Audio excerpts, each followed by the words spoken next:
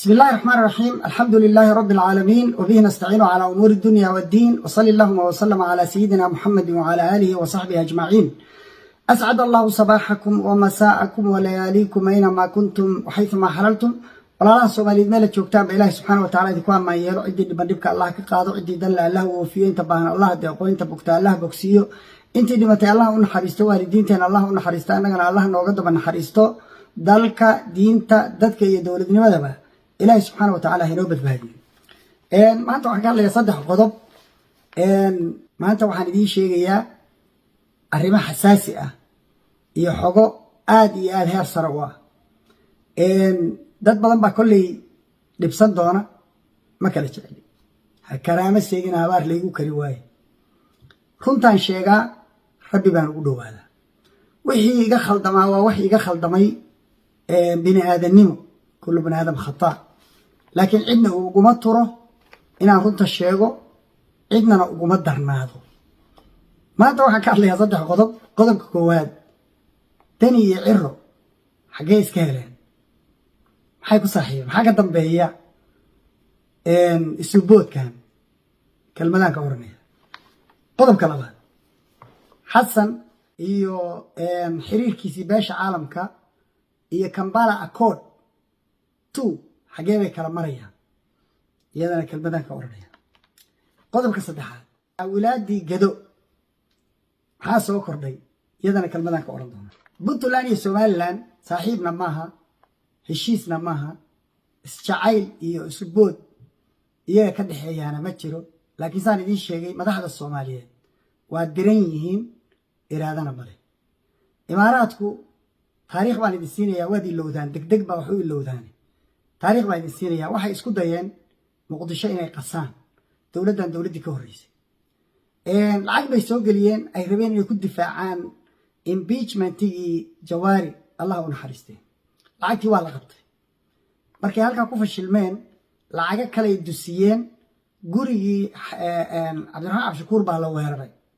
waxaa weeraray Khayre iyo Fahad Yaasiin. dhibaato halkaa ka dhacday ay kicisay buuq iyo ma garanaysaa dareen. iyadoo taas taagan tahay bay is yiraahdeen ka faa'iideysta, oo iyaguna waxay weerareen gurigii Jenaraal Cabdi Qiibdiid. waa hal reer. waxay rabeen reerka iyo dowladda in la istuso, oo dowladda iyo habargida ay diriraan. gorod oo taliyihii ciidamada ahaa baa arrintaa gacanta ku dhigay, damiyey, oo la dagaalamay arrintaa damiyey. kadibna wuxuu damcay inuu ciqaabo askartii guriga weerartay generaalka senator Cabdi Qiibdiid. taliyihii ciidamadaas haystay oo 1500 ahaa, oo imaaraati ahaa, oo korneyl ahaa baa wuxuu yidhi, maxaa askartan ka rabtaa? anaa amarka baxshay, maxaa iga qaadi kartaa aniga? waxaa dhalatay in dalkaba laga saaro, ciidankoodiina la kala furfuro, lagana mamnuuco inay ciidan dambe ku yeeshaan waddanka Soomaaliya. waa guureen iyagoo caraysan oo jabay, oo isku day kasto ay keeneen ku jabay. xoogaa lacago ay gudbiyeen unbaa u hirgashay, laakiin wax kale oo dhan ku jabay. xanaaqsan way dhaarteen, waxay dhaheen Soomaaliya dib baan u celinaynaa, taariikhdeeda waxaan ku celinaynaa Stone Age-kii. waxay u boodeen Ethiopia,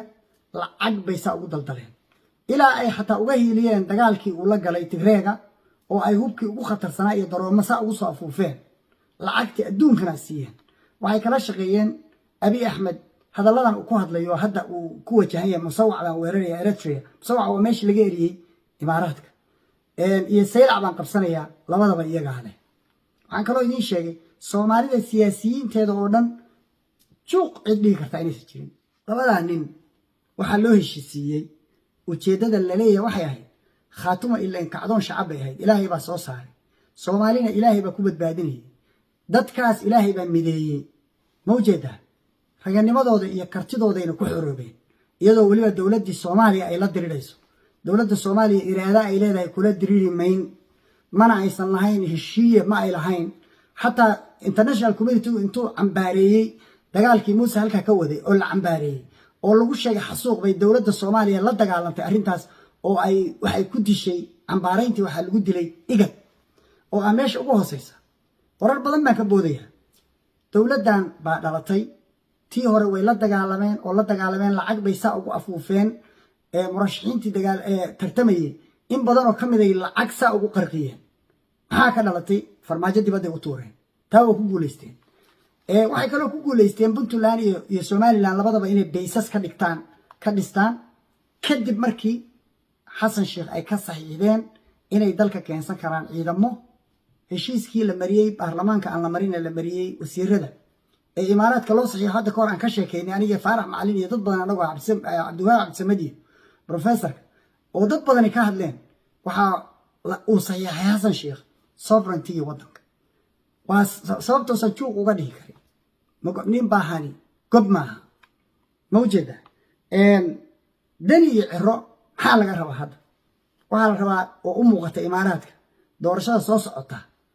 in dani la dhiso dad badan oo khayra ka mid yahay bay lacag saa usoo siin doonaan waa rag badan keligii maaha lacagta ay siinayaan waxaa loogu talagalay kulligood inay hadhow baagareeyaan dani oo dani saa lagu soo saaray dani iyo axmed madoobe waxaa lagu heshiisiinayaa nairobi bay ku kulmayaan kadib labadooda iyo ciro iyo waxoo dhan waxaa la aadayaa imaaraad ajenda imaaraad baa lasoo qaadaya oo doorashada lagu geli doonaa doorashadaasna waxaa la rabaa kulligood inay dani dhisaan danina uu weji u noqdo maxaa laga rabaa dani kow marka ugu horeysaba inuu ku dhawaaqo somaliland inay tahay waddan madax bannaan ama confederationka a ka maqasheen juxa inuu confederation siiyo confederation maxaa la yidhahdaa waa European Union oo kale ingiriis faransiiska iyo jarmalku waa laba waddan oo kala madax bannaan kala dastuura kala madaxweyne ah laakiin waxay wadaagaan heshiiska confederationka oo European Union ay ku wada yihiin wada jirka Europe kaasoo kale inuu ina ka dhexeeyo oo waddamo kala madax bannaan noqono qasadkii iyo dhaartii ay martay bay ku socotaa waana dawlad mushkilo ah oo musiibo ku ah dalalka ay hadda qasayso gacanta kula jirtana Soomaali baa ku ka inuu wasiir dhan oo wasiirka arrimaha gudaha Puntland isla soo taago confederation haw malaynina inay lacag yar ku baxday kharash aad u badan baa galay waxyaabaha dadka waa la maqashiinaya ilaa ay la qabsadaan waxaan layna ku samaynayo oo dhan markii hore waa ka boodi jirnay laakiin hadda waa la qabsanay soo ma arkaysid kelmadda markii intaasaan ka oranaya imaaraad baa wata ujeedda ay leeyihiin iyagu iyo heshiis ay leeyihiin iraade ay leeyihiin midna maaha dabaaldega garow lagaga dabaaldegaya calankii gooni goosatada wax kale lagama leh dan iraade ay leeyihiin male ma jirto khaatuma uun caqabad ku noqotay iyo gobolkaas hadda soo kordhay oo ay colaad aad u badan ku hayaan oo ay diidan yihiin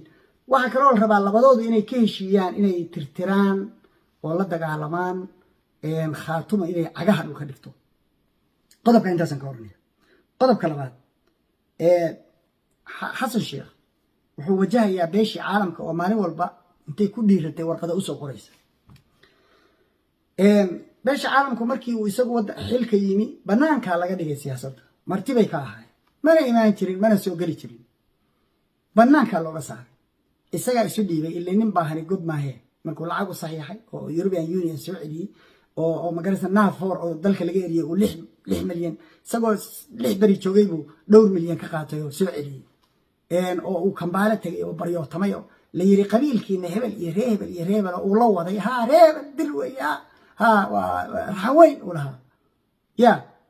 isagaa isu dhiibay maxaa ka dhalatay Kampala Accord baa la sameeyey 5 madaxweynaha loo xilsaaray inay kor joogteeyaan waxaana supervisor u ah ninkii hadda ka hor xilka u kordhin jiray madaxweynihii Shariif baarlamaankiina Shariifkii kale farmaajo ra'iisul wasaarahana dibadda u tuuray waa Museveni ma ujeeda waxaa hadda lagu yiri waxaan ka rabnaa waa beesha caalamka oo warqad u soo qoraya Ingiriiska Mareykanka Kanada saasaa loogu soo qufaya waxaa laga rabaa hadda waxaa loo qabtay deadline shirkii aad ku baaqday qabo haddaadan shirkaa qaban adaas yaqaan July baa deadline-ka Kampala imaanaysa haddaa shirka qaban wey laba qodobna ay keeni wey argagixisadoo loo midaysan yahay doorashadoo loo midaysan yahay labada haddaa keeni weyda adaas yaqaan waxaa kaloo loo sheegay lacag uma haynaa la yiri ururka Awesome ama Amisom wixii la dhihi jiray lacag uma hayno haddii aadan heshiis siyaasadeed keeninna oo doorashada soo socota aysan noqon doorasho cayimanna Kampala Accord baa go'aan lagu qaadanaya waxaa la iiga sheegay inay xataa yiraahdeen gobolladana ictiraafaysid waa khaatume ma ogolin ma ujeeda markaan ka hadlayay wax badan baan ogahay waxaa ka mid a inay rabaan inay ku caqabadeeyaan gedo oo isagu wato si ay u diidaan inay hordhigayaan ay leeyihin wax la bedeli karo dastuurka wixii ka bedeshay oo dhan waxba kama jiraan NCC wixii ka soo baxayna waxba kama jiraan wixii warqadii Mareykanku uu qoray kuwa ka hooseeyo oo hoos loo qoray oo tooska loogu soo diray baa si toos ah loogu bayaaniyay iyo telefoonada intaba waxa kale oo loo sheegay wax sharci ah oo maamul goboleed ah waxaa jira Jubbaland iyo Puntland hadda ogaada Axmed Madoobe isku caan shubay waa ictiraafsan yihiin Puntland iyaduna sax bay ahay saddexda nin oo kale saddexdaba waxaa la yiri sharci kuma fadhiyaan sharciyad ay ku fadhiyaan iyo madaxweyne ay yihiin midna lama arko waana arrin sax ah marar badan baan sheegay galmudug iyadaa iskale doorashadeeda iyadaa xaq u leh dadkaa iskale degan qoorqoor madaxweyne uma aha haddii mandate-ku ka dhammaado xasanna awoodu ugu kordhiyo ma leh sidoo kale Hirshabeelle xasan shuqul kuma leh mana u kordhin karo waana unilateral go'aan iska saxiixay oo aan wax sharciyada ku dhisnayn gardarru ku jooga Cali Guudlaawe haddii ay Hirshabeelle aysan ogolayn sidoo kale koonfur galbeed gardarru ku jooga ninka la yiraahdo iyo sharci darro ninka la yiraahdo lafta gareen waxa lagu yiri saddexdaas midna ma aha waxa kale lagu yiri waxaan ka rabnaa shir lagu midaysan yahay Jubbaland iyo Puntland ay ka soo qayb galaan wixii NCC ka soo baxayna wax kama jiraan afartii cutub oo amcamisay dastuurkana wax ka soo qaad male xisbiga dadka ku wada xaraysayna cirka la ama Kampala Accord 2 imow ama dadka soo heshiisay waxa la iga sheegay Xasan Sheekh hadii la cadaadiyo sidii Cabdullaahi Yuusuf baan iscasilayay waaba ninno waxa kale oo la iga sheegay labada gogolood Kampala Accord iyo gogoshii garow la dhigay oo dani dhigtay tan dani baan aadaya haday labada mid ay noqoto walee waa nin nool haday taasi run tahay kalmada intaasan ka oranaya qodobka labaad saddexaad gedo reer gadood xasan wuxuu rabaa inuu Axmed Madoobe maadaama reer Kambeelo kaga adkaaday oo si fiican u yimid garay doorashadiisa caalamku ictiraafay oo ku xumeeyo inta halkaas wax ku camcamsado oo nin uu ku qabso ku qadimayside magalooti isagu uu wato sida fartaagiyo mid ka sii liito la yiraahdo dije iyo kuwa lamid ah mid isagu u keensaday oo yiraahdo marka waa idin ictiraafayaa idinka Jubbaland reer gadood waxaan leeyahay khaatumo iskeeda isu dooratay dareen shacab buu ahaa midnimadooda ku keensadeen firdhiye looma yeerin oo samada loogama keenin iyaga keensaday raganimo iyo doorashadooda iyo rabitaankooduna ku joogaa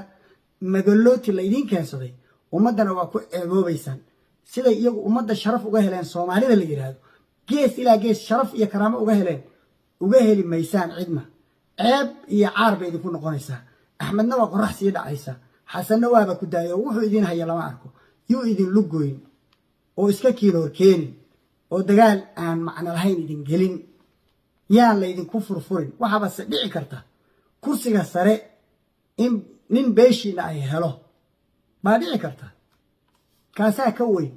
haddaad madaxweyne noqotaan oo xamar madaxweyne ka noqotaan Soomaaliya oo dhan maxaa uga baahan tihiin inaad maamul goboleedka hoosana idinku madaxweyne ka noqotaan you don't need that hal idin la wadaago kuraasta